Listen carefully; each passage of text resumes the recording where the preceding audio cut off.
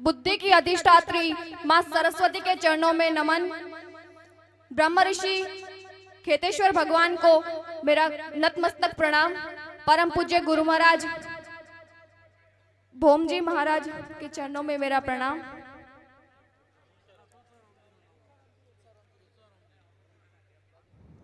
गादीपति गुरु महाराज तुलसीराम जी के चरणों में मेरा वंदन। गुरु महाराज जी के जयकारे के साथ अपने काव्य पाठ का प्रारंभ करना चाहूंगी। आप सभी अपनी उपस्थिति दर्शाते हुए गुरु महाराज जी का जयकारा लगाइएगा। बोलिए श्री खेतेश्वर भगवान की।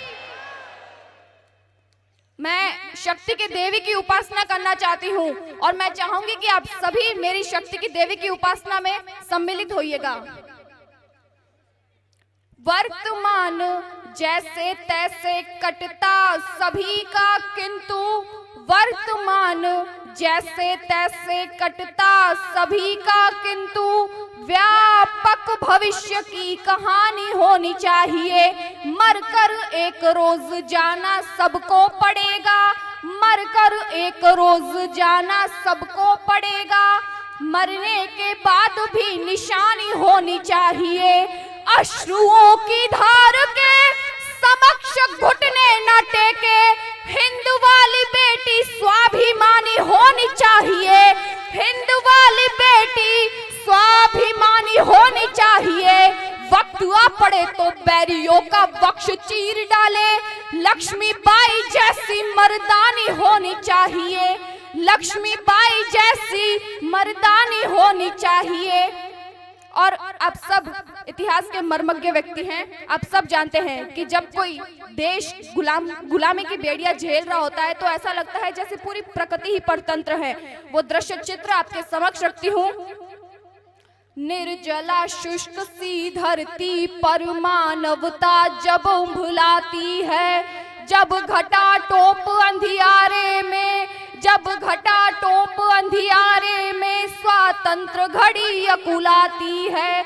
जब नागफनी को पारिजात के सदृश बताया जाता है, जब मानव को दानव होने का बोध कराया जाता है, जब सिंहनाद की जगह श्रृगालों की आवाजें आती है, जब कौओं के आदेशों पर कोयलें बाध्य हो गाती है, जब अनाचार की परछाई सुविचार घटाने लगती है, जब कायरता बनकर मिसाल मन को तड़पाने लगती है, तब धर्म युद्ध के लिए हमेशा, तब धर्म युद्ध के लिए हमेशा शस्त्र उठाना पड़ता है। देवी हो अथवा देव रूप धरती पर आना पड़ता है। हर कोना भरा वीरता से इस भारत की अंगनाई का, इस भारत की अंगनाई का बलिदान रहेगा सदा मर्दानी लक्ष्मीबाई का।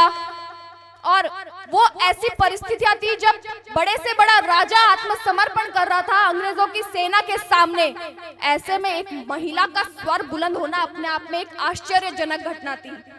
गोरों की सेना के आगे थे जब वीरों के झुके भाल, गोरों की सेना के आगे थे जब वीरों के झुके भाल।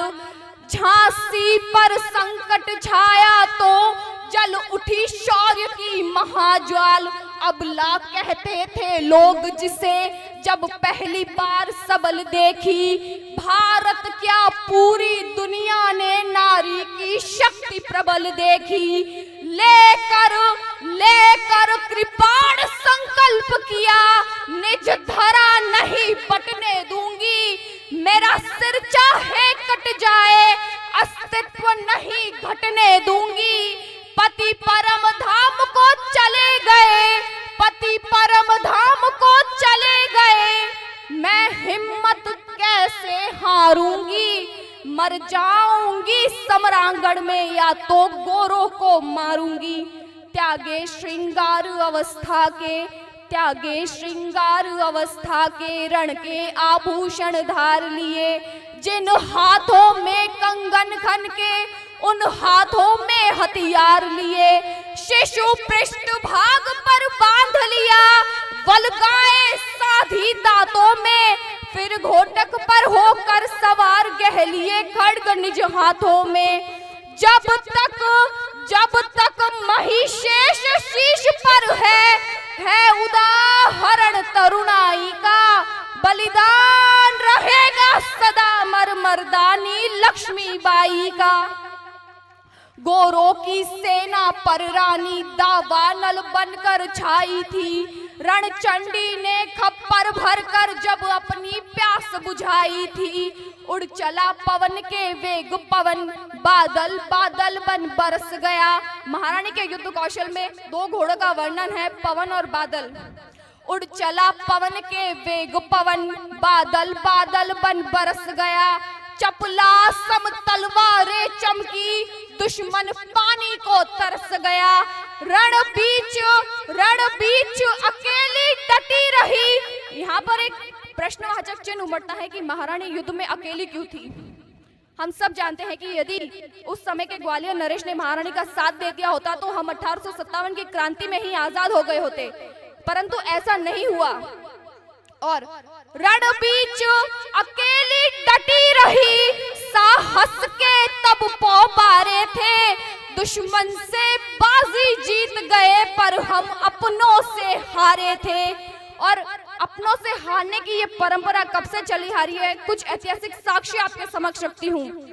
त्रेता में पदलोलुप होकर भाई को जब मरवाता है, द्वापर में राज्य हड़पने को जब महायुद्ध हो जाता है।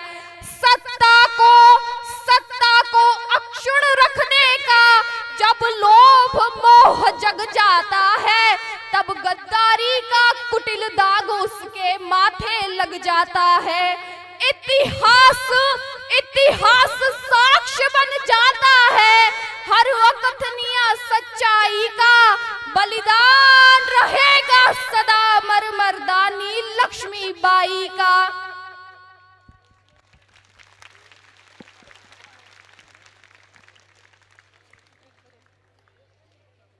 मेरे जितने भी युवा भाई यहाँ पर उपस्थित हैं, अगली पंक्तियों पर आप सभी गौर कीजिएगा। लोह दंड धन पे पटकते हैं एक बार, लोह दंड धन पे पटकते हैं एक बार, छोटी छोटी मार बार बार करते नहीं।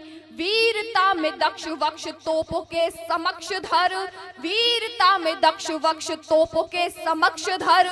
पीठ पीछे छुप के प्रहार करते नहीं, पीठ पीछे छुप के प्रहार करते नहीं। युद्ध लड़ते हैं पूरी वीरता के साथ वीर, युद्ध लड़ते हैं पूरी वीरता के साथ वीर। इंसानियत को शर्मसार करते नहीं, इंसानियत को तार तार करते नहीं। वंशज है शेरों के, वंशज है शेरों के, दहाड़ते हैं काल जैसे। पड़ी हुई लाश का शिकार करते नहीं, पड़ी हुई लाश का शिकार करते नहीं। और हमारे पूर्वजों ने तो हमें एक गौरवपूर्ण इतिहास दे दिया, परंतु ये वर्तमान की युवा पीढ़ी क्या कर रही है, ये किसी बॉलीवुड अभिनेता के फैशन टिप्स अपनाने में लगी हुई है। जितने भी मेरे युवा भाई यहाँ पर उपस्थित हैं, मैं आप सब तक एक बात पहुंचाना चाहती हूँ, और वो नाम आप तक पहुंचाती हूँ कि वास्तव में हमें अपना आदर्श किसे मानना चाहिए। फूलों की राहें छोड़ हमें अब कांटों पर चलना होगा, फूलों की राहें छोड़ हमें अब कांटों पर चलना होगा। छोड़ मखमली सेजों को अंगारों सा जलना होगा, नारी शक्ति को रण में आकर चंडी रूप धरना होगा। यदि देश बचाना है तो तुमको, यदि देश बचाना है तो तुमको भगत सिंह बनना होगा, यदि देश बचाना है तो तुमको भगत सिंह बनना होगा। और अगली पंक्तियां उस वीर के परिचय में समर्पित करती हूँ कि जिसने बचपन की लोरी में भारत का जयगान सुना, जिसने बचपन की लोरी में भारत का जयगान सुना, कितने ही अमर शहीदों का बलिवेदी पर बलिदान सुना। गोरों के अत्याचारों से था घायल हिंदुस्तान सुना, माता की थपकी में उसने नवल विहान सुना, वो जलियांवाला बाग सुना, देखा लाशों पे लाशें हैं, अंग्रेज दरिंदों को देखा जो सभी खून के प्यासे हैं। 12 की उम्र रही होगी, पढ़ रहा 7वीं कक्षा में, मन प्राण न्योछावर कर बैठा भारत माँ की रक्षा में। और हम सबने मन में यही ठानी है कि जवानी ही मां भवानी है। यदि ऐसी भावना देश के प्रत्येक युवा के मन में जागृत हो जाए तो निश्चित तौर पर एक ऐसी क्रांतिकारी ज्वाला का उदय होगा, और उस ज्वाला के केवल तप मात्र से समाज और देश के सारे गद्दार स्वयं ही भस्म हो जाएंगे। अगली पंक्तियां उन गद्दारों को एक चेतावनी के तौर पर इस युवा पीढ़ी के द्वारा समर्पित करती हूं, और आप सबका विशेष ध्यान चाहूंगी कि वीर भगत सिंह का यौवन, वीर भगत सिंह का यौवन घर घर में पूजा जाएगा। अब कोई भी दुशासन चीर खींच न पाएगा। जो कहा बुजुर्गों ने करने का आया वही जमाना है। अरे लातों का कोई भूत आज तक बातों से कब माना है। और गद्दारों अब दिन गिन लो, गद्दारों अब दिन गिन लो। ये चीख कर कहता है, अरे छोटे से इस सीने में एक भगत सिंह भी रहता है। अरे छोटे से इस सीने में एक भगत सिंह भी रहता है। और देश में जहां कहीं भी ये लकड़बग्गों की छोटी मोटी टुकड़ियां बन रही है ना, मैं उन सबसे कहना चाहूंगी कि हम अपना कर्तव्य निर्वहन कर चुके। आपको चेतावनी देकर, यदि आप फिर भी अपनी तुच्छ ओछी हरकतों से बाज नहीं आए तो ये युवा पीढ़ी आपकी क्या सेवा करेगी। अंतिम पंक्तियों से आपको स्पष्ट कर देती हूँ। जय जय भगत सिंह नारों से, जय जय भगत सिंह नारों से पूरा भारत गूंज उठा।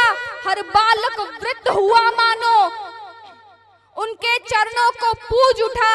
खुद गिरफ्तार होकर बोले, साम्राज्यवादियों सावधान, तुम्हारा अस्तित्व मिटाने को अब जाग गया है हिंदुस्तान।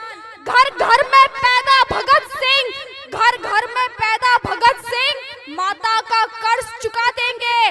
घर घर में पैदा भगत सिंह, माता का कर्ज चुका देंगे। रे तुम जैसे नीच दरिंदों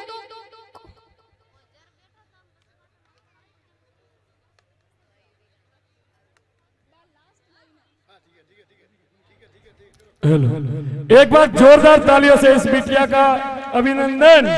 बहुत ही सुंदर कविता इस बेटिया द्वारा। और हम राजपुरोहित समाज को भी सोचना है कि ये जो हमारे पत्र संचालक हमें गुरुदेव भोमाराम जी मिले हैं, उन्हें हमें किसी भी हालत में नहीं खोना है।